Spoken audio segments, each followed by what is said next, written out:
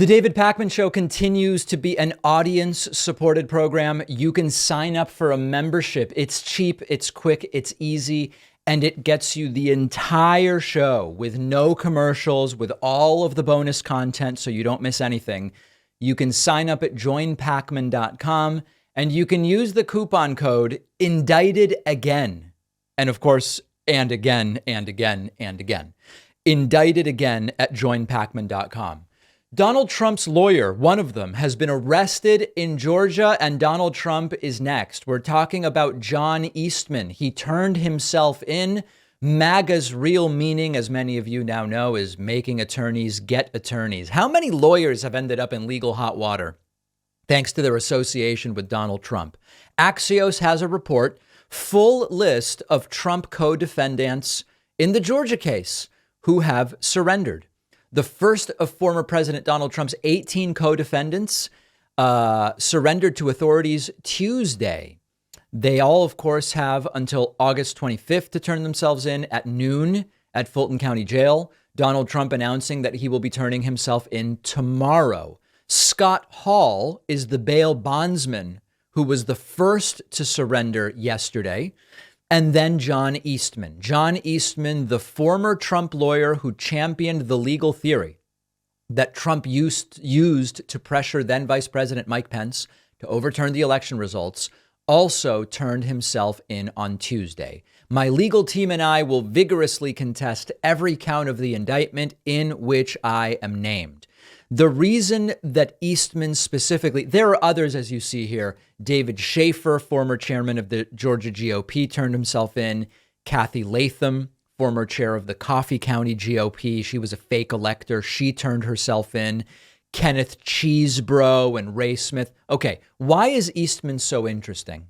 When we first learned about the memo that Eastman wrote suggesting, hey, let's pressure Pence to send it back to the states, reject the electors. When we first learned about that, legal experts who are sane, not random whack job lawyers, but legal experts who are sane, immediately responded by saying, this may have criminal liability for John Eastman. This is not simply, oh, it's a legal advice letter and it's completely immune from any kind of potential criminal exposure.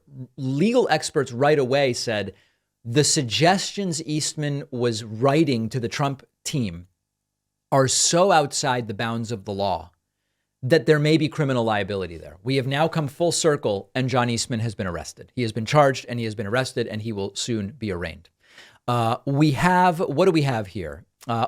We have the jail record of Eastman, lists him as 5'7", 160, with gray or partially gray brown hair, and it lists the full list of offenses. They date back, as you can see, to November 4th of 2020, violation of Georgia RICO. It is an extensive list of alleged crimes: conspiracy to commit forgery, solicitation of violation of oath of a public office, conspiracy to commit impersonating a public officer, conspiracy to commit false statements and writings, et cetera, et cetera.